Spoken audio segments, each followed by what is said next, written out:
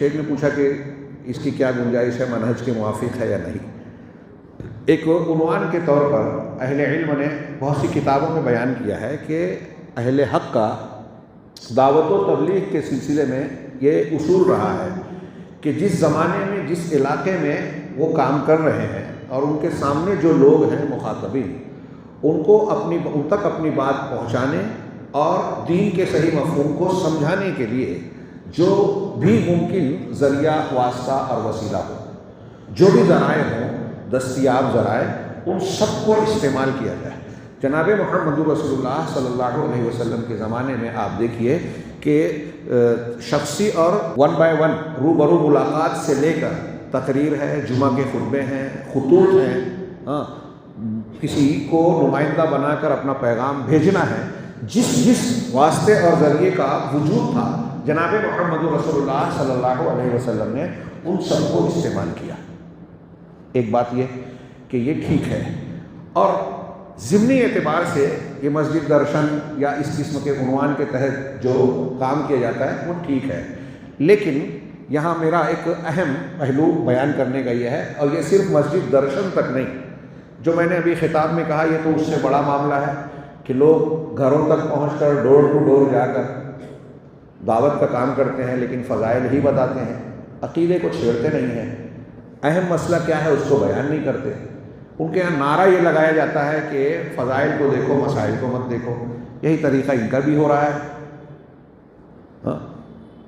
ہمارے ایک دوست نے اپنے تبلیغی جماعت کے رشتہ دار سے سوال کیا، انہوں نے کہا کہ ہم مسائل میں نہیں پڑھتے، ہم فضائل دیکھتے ہیں۔ تو کہا، ہمارے دوست نے سوال کیا کہ اس کا مطلب یہ ہوا کہ اگر آپ کے سامنے کوئی آدمی لیفٹ ہینڈ سے، الٹے ہاتھ سے، بائیں ہاتھ سے دارو اور شراب پیے تو آپ اس کو بولو گے کہ فضیلت سیدھے ہاتھ سے پینے میں، سیدھے ہاتھ سے پیو؟ آپ یہ کہیں گے کیا کہ دارو اس ہاتھ سے مت پیو، اس ہاتھ سے پیو؟ کہا نہیں۔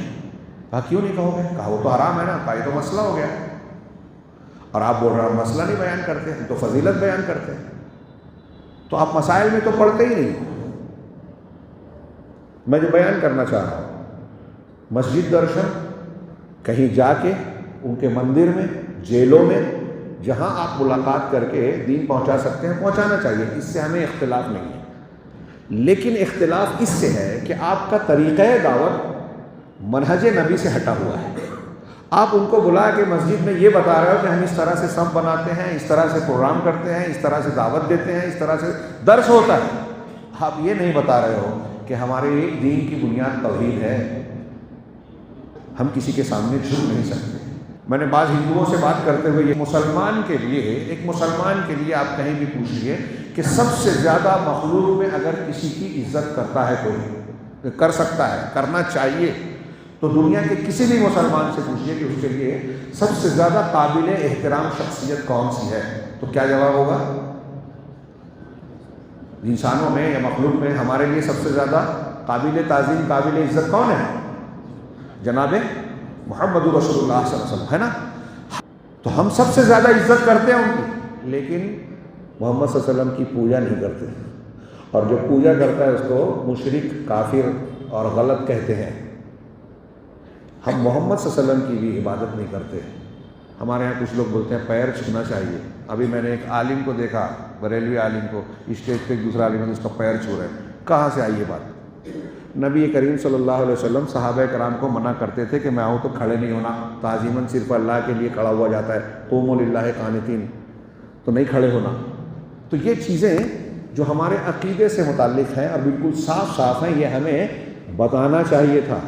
ان چیزوں کو نہ بتا کر ہم چھپا چھپایا قرآن دے رہے ہیں، اور یہ گیس کر رہے ہیں کہ اس کے سارے ڈاؤٹس کلیئر ہو جائیں گے۔ ہو سکتا ہے کسی کا ہو جائے۔ یورپ اور امریکہ میں بہت سارے لوگ خود سے جب اسٹڈی کرتے ہیں، ان کے اندر جذبہ ہوتا ہے، پڑھتے ہیں تو قرآن اپیل کرتا ہے، بعض لوگ ایسے بھی کرتے ہیں، لیکن اللہ کے نبی صلی اللہ علیہ وسلم کا طریقہ یہ نہیں تھا کہ قرآن پرنٹ کرا کے گھر پہنچا دو، بلکہ آپ یتلو علیہم آیاتہ، ان پر تلاوت آیات کرتے تھے اور عملی نمونہ پیش کرتے تھے۔ تو بہرحال مختصر تھوڑی بات پھیل گئی، لیکن میں اس کو بہت اہم مانتا ہوں کہ ہماری دعوت و تبلیغ کا کام علی منہاج النبوہ ہونا چاہیے. اور میں نے ابھی شاید خطاب میں اشارہ کیا تھا کہ روئے زمین پر آپ کو آج کی تاریخ میں اہل الحدیث اور سلفیوں کی دعوت کے علاوہ کہیں یہ بات نظر نہیں آئے گی کہ وہ سب سے زیادہ نبوی منہج کو فالو کرتے ہیں.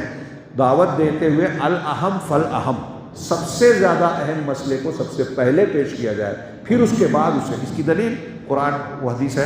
اللہ کے رسول صلی اللہ علیہ وسلم نے جب حضرت معاذ بن جبل کو یمن بھیجا تو کہا کہ آپ اہل کتاب کے کچھ لوگوں کے پاس آ رہے ہیں، سب سے پہلی دعوت آپ کی یہ ہونا چاہیے کہ لا الہ الا اللہ کی دعوت کی شہادت دیں. جب یہ مان لیں تو بتانا کہ اللہ تعالیٰ نے دن اور رات میں 5 وقت کی نماز فرض کی ہے. جب یہ مان لیں تو بتانا زکوٰۃ کی بات. مطلب لا الہ الا اللہ اگر صحیح نہیں ہوا تو نماز کی باری نہیں آئے گی. آپ اس کو چھوڑ کے نماز پہ محنت کر رہے ہیں، اس کو چھوڑ کے صرف غلط فہمیاں دور کرنے کی باتیں کرتے ہیں، یہ کبھی نہیں ہوگا، کبھی نہیں ہوگا. ایسی دعوت جو صرف آپ کسی غیر مسلم کو آپ بلا کے بتائیں کہ بھائی سور کا گوشت حرام ہے، آج سائنس والے یہ بول رہے ہیں کہ اس کے کھانے سے اس میں یہ ایسڈ ہوتا ہے اور اس کے کھانے سے یہ بیماری ہوتی ہے اور یہ برے اثرات پڑتے ہیں، ایسا ہوتا ہے اور ویسا ہوتا ہے، وہ مان لے گا، سن لے گا، تعریف بھی کر دے گا کہ ہاں ہاں بہت اچھی بات ہے. لیکن اس کے دماغ میں یہ نہیں آئے گا کہ مجھے غلط چیزوں سے بچنے کے لیے اسلام قبول کرنا ضروری ہے، اس لیے کہ وہ سمجھے گا کہ سائنس سے بھی تو بات معلوم ہو جاتی ہے جو اسلام بتا رہا ہے. نبی کا طریقہ یہ ہے کہ اگر آپ کو دعوت دینا ہے کسی کو تو سب سے پہلے اللہ کی توحید پیش کیجیے، اور دماغ میں جو کفر اور شرک ہے آپ اس کو توڑیے. جب وہ کفر اور شرک کو آپ متزلزل کریں گے تو توحید دماغ میں جائے گی، دل میں جائے گی. ہاں، اگر ایک آدمی شرک کو، اپنی معبودان باطلہ کی تعظیم کو دل میں بسائے ہوئے ہے اور آپ صرف اتنا سب کچھ تھوڑا موڑا کر رہے ہیں، تو میں سمجھتا ہوں کہ فائدے اور نتیجے کے اعتبار سے بہت زیادہ مثبت اثرات نہیں ہوں گے. لیکن میں اسے غلط بھی نہیں کہتا کہ اس قسم کے اعمال کے ذریعے سے موجودہ ہندوستان میں جب مسلمانوں کے خلاف لوگوں میں عام طور سے نفرت پھیلائی جا رہی ہے، تو ہمارے پاس جو بھی اسباب اور طریقے ہو سکتے ہیں جس کے ذریعے سے ہم کچھ غیر مسلموں تک پہنچ کر اسلام اور مسلمانوں سے متعلق غلط فہمیاں دور کر سکتے ہیں، تو یہ خیر ہے، ہم اس کو غلط نہیں کہتے. اب وہ مسجد درشن ہو، کوئی اور پروگرام کر کے ایگزیبیوشن لگا کے کچھ لوگ کرتے ہیں، بہرحال اس کو ہم منہج کی مخالفت اس میں نہیں کہہ رہے ہیں، لیکن دعوت کے اسلوب میں ہم دیکھتے ہیں کہ منہج کی لوگ مخالفت کرتے ہیں. بات تھوڑی لمبی ہو گئی، معذرت چاہتا ہوں.